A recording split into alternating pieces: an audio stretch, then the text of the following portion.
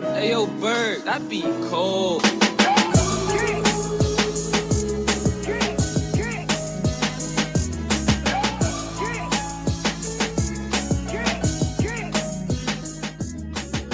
Hello, friends and dope family. I'm Raphael James, coming at you out of town this time on location here in Akron, Ohio, getting prepared for the Hall of Fame ceremony. My cousin Calvin Johnson is being inducted. Very proud of him and all that he did in his NFL career with the Detroit Lions. And we're here to cheer him on and join in that celebration. But while I was here, I saw on the news a story that you'll remember, and it instantly brought back memories for me. Uh, Tamir Rice, uh, the Cleveland School District honored him, presented him with his diploma. He was gunned down at 12 years old. He had a gun. Police rolled up on him in the park and shot him within seconds. Tamir Rice would be graduating this year. This would have been his class. So the district gave his mother his diploma and thought that was a touching thing to do. So sad that that life had to be taken at such a young age. But I remember that. I remember that day. I remember that story and some of the many others that came after it like it were yesterday. And at the time, you think, my God, this mother, this family now has to deal with this. Why does this keep happening? And, if you want to reach out and hug the mother or the family, but the next best thing is my thoughts and prayers. So I send my thoughts and my prayers out to you, out to whoever is going through something. But the more I sit and think about thoughts and prayers, um, I have to wonder about it. I have to look and weigh what exactly is the value of our thoughts and prayers.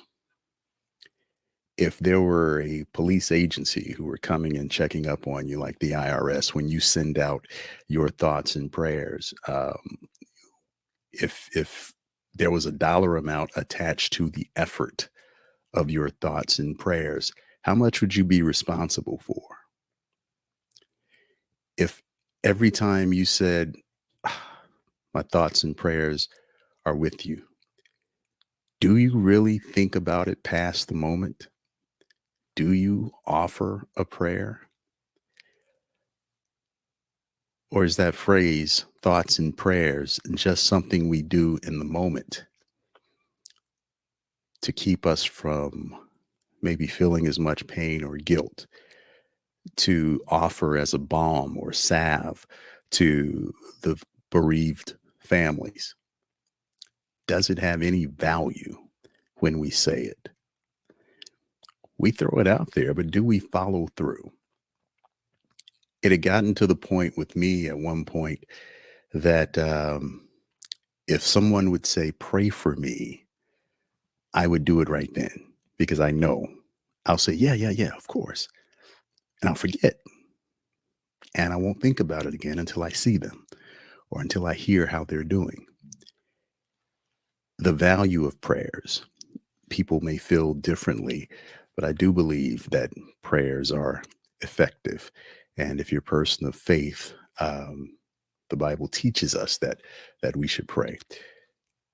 But the value of thoughts are powerful as well. I think thoughts are things. You've heard that. Think and grow rich. Uh, as a man thinketh, so is he. So I believe that there is some value in thinking, but are we thinking the right things when these tragedies befall those people that we love and we say they're in our thoughts and prayers? What exactly does that mean? Does that mean when we think of this tragedy, we think of them and the pain that they're experiencing and the loss that they're experiencing? If that's the extent of your thoughts that you're sending out, I think we should keep them. Thoughts and prayers. What are the thoughts and what are the prayers? How are we directing those thoughts and prayers? Here's why I believe that thoughts are things. Everything in this realm, everything in the universe that you see that was made by man, it began as a thought. This microphone. Somebody thought of a way to amplify sound. Somebody thought about putting the crystals together and wiring it so that when I speak into it, the sound goes out and I'm heard.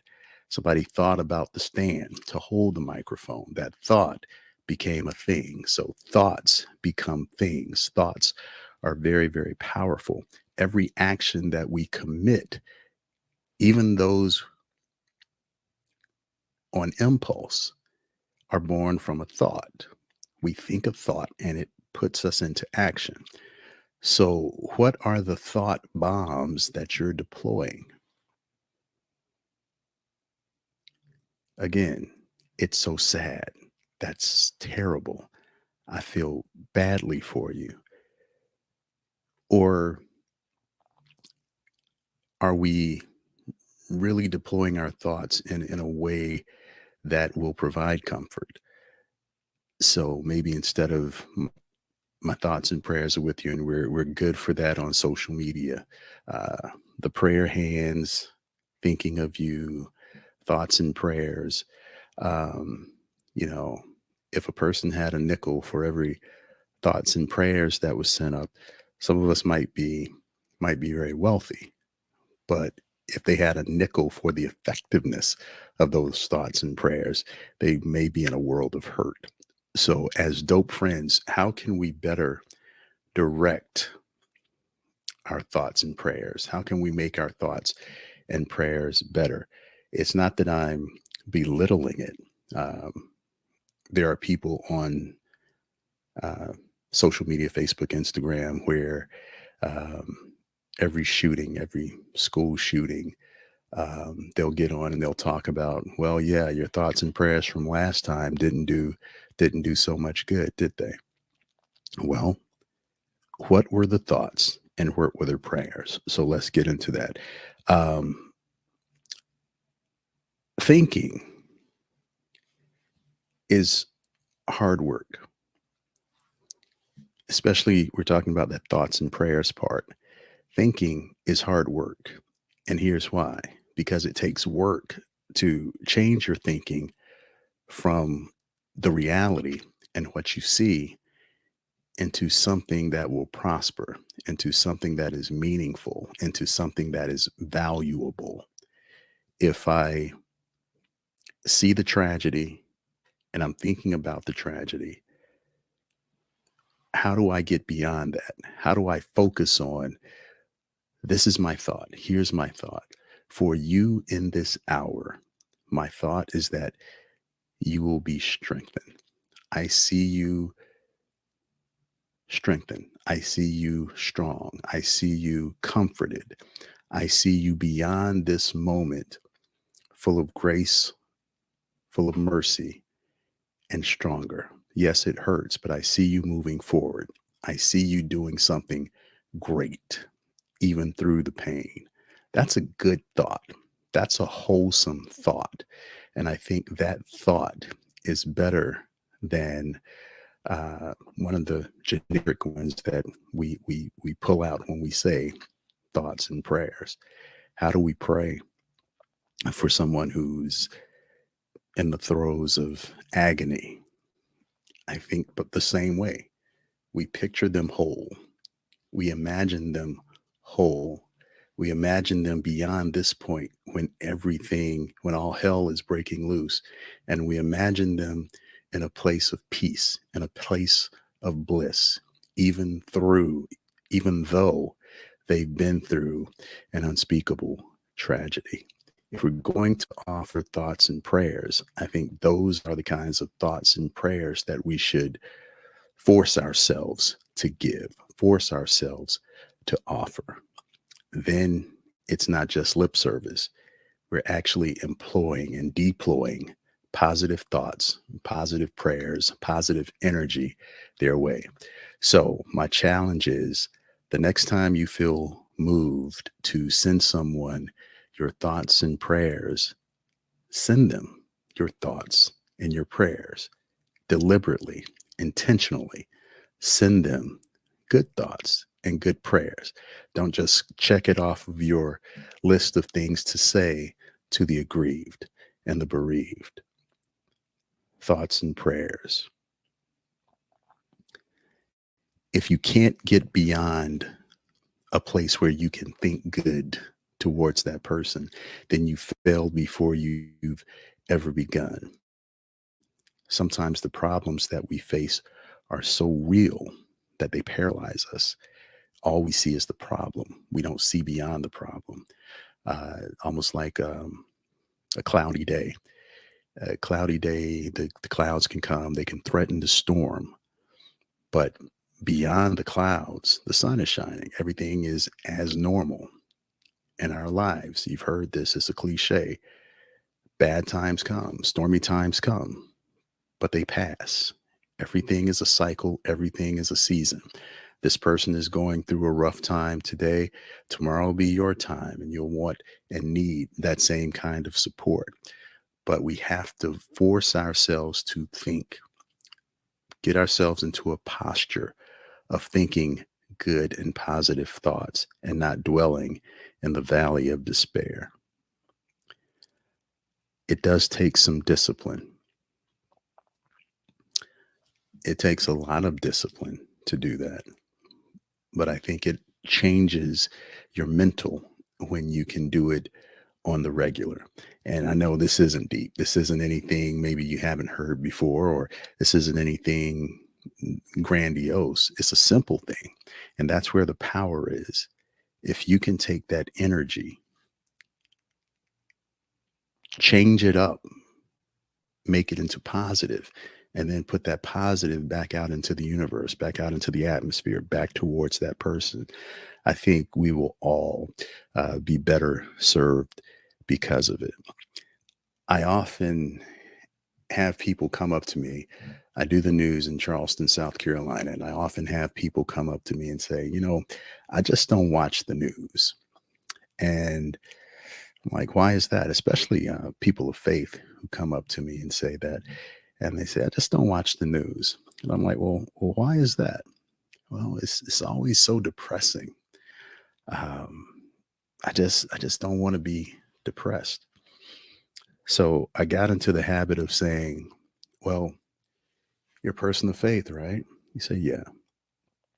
I say, well, if you don't watch the news, if you don't see what's going on, if you don't see what's happening in the world that's affecting other people, how will you know what to pray for?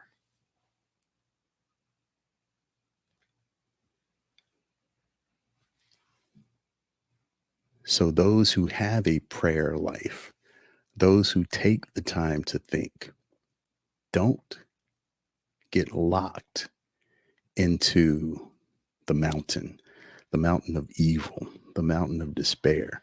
On the way up here, I drove and I came through Virginia and West Virginia. We went up into the mountains. I mean, massive rock as far as you can see.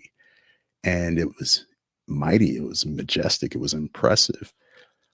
But if you got stuck there, it could be crippling if you started thinking about that mountain and all the curves and all the turns of that mountain. It could be crippling. But if you think towards your destination and where you're going, you get through it. Those thoughts don't have to deter you or destroy you. So, again, if we're going to offer thoughts and prayers, there's nothing wrong with that. But follow through, actually give thoughts and prayers. Take the time, take a few moments to actually and prayerfully give that person your best thoughts and prayers. Picture them in the place that you want them to be and watch them get there.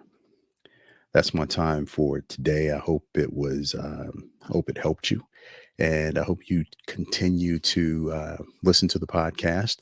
You can catch future podcast on the Dope Friends podcast. I am a dopefriend.com. I put the YouTube versions up there. You can follow me on YouTube, Dope Friends Podcast, on Facebook, Instagram, Twitter. Look up Dope Friends and you should find me. Thank you for being a dope friend. And I just want to let you know we've got dope gear out there as well that you can purchase. You can find it at iamadopefriend.com. We've got several dope friends who've already purchased t-shirts and they're rocking it. And I really appreciate them for it. Again, that's iamadopefriend.com. Thank you for being dope. Go out and make a difference. Hey, yo, Bird, that be cold.